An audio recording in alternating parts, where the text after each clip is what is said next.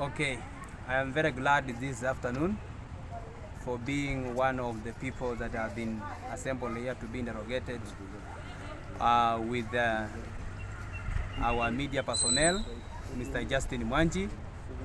I want to say thank you because this shows exactly what could be happening.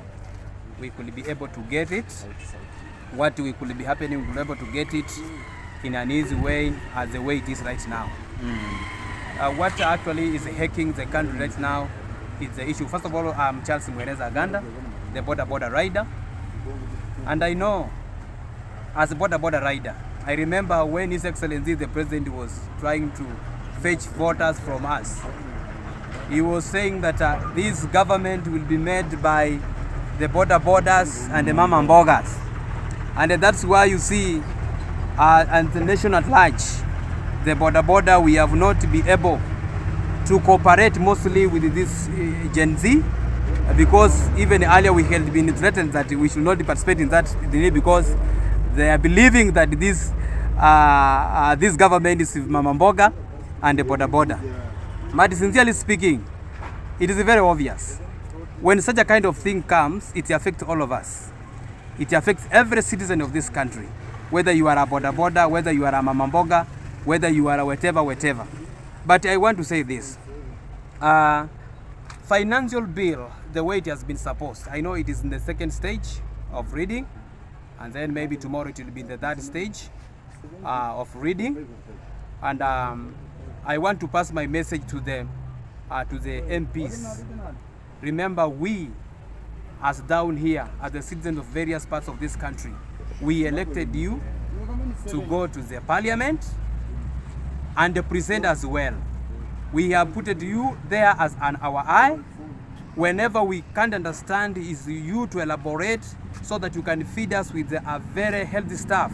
Correct. That will not be able to state and stop us from doing our best and progressing in our activities in various fields. But I'm very surprised, unfortunately, that we are seeing this bill. Even myself, Charles Mwereza Aganda, I downloaded that bill. It has 67 pages. And I went through that bill, and I find that that bill, it has a lot of troubles, it has a lot of negatives rather than problems. Positives. Yes. So I came to realize that the most person who is going to affect it is this person who is down here. And I want to send my message to our MPs, especially those who has passed this bill, who has voted yes for the two reading session, that really you don't care for your people. You don't care for your people at any circumstances. You don't put your people in mind in any circumstances.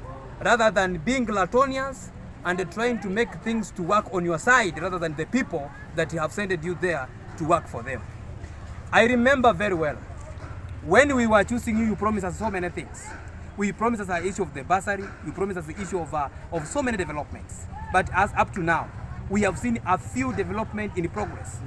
Whereabout, instead of trying to make this thing into competition, you are also adding another luggage to the citizen of Kenya by overtaxing them, putting some duty tax, exercise tax to some various things that create a lot of burden to people of Kenya. Yes. Let me advise you, you an MP, let me advise you, you and a leader that you are there. Please, you are our eye. You are our everything. In the parliament, you are the one to amend and disown any law that has been assigned to be discussed to become a law of this country.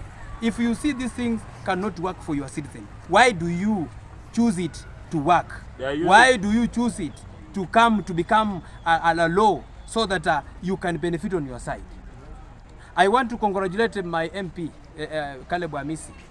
I thought maybe that one is you are a person who is greedy, yes. But because you love your people and you have seen the development that you have done in our area. Yes. We started by the bursary.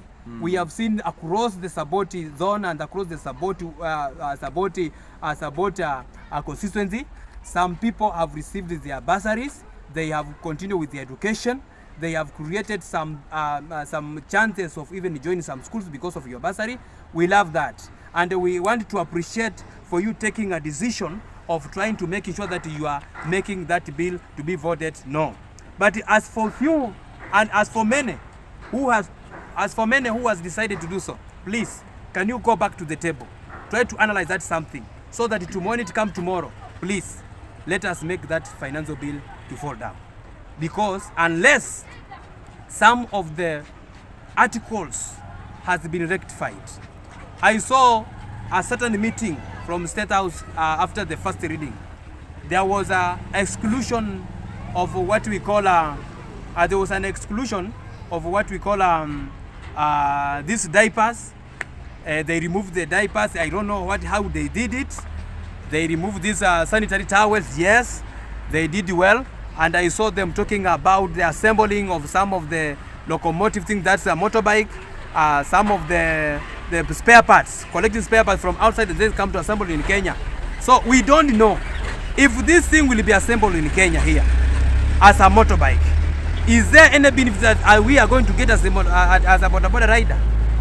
Is there will be any decrease in price so that we can access these motorbikes as a border rider? Or it will still be affecting us the way we want the whole financial bill will be affecting the entire country. So I would like to say that Your Excellency, the President of the Republic of Kenya, yes, you are good. Yes, you are trying to create these things the way you are trying. He is not good. So, but can you try to make sure that you are trying to analyze of things that will be beneficial to these people who are down here? Try to analyze on articles that are bringing heckle in this country so that at least you can be sound like a person and a leader who is capable and concerned with the people.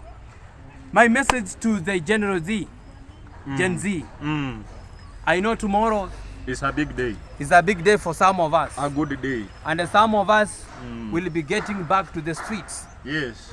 And some of us will be getting back to the street because we want this financial bill to fail.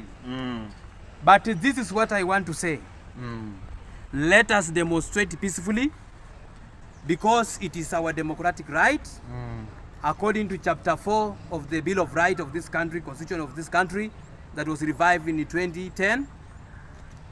Let us work on this issue because even I saw yesterday and the previous day, some of the leaders were congratulating for demonstrating peacefully. But let us demonstrate peacefully tomorrow.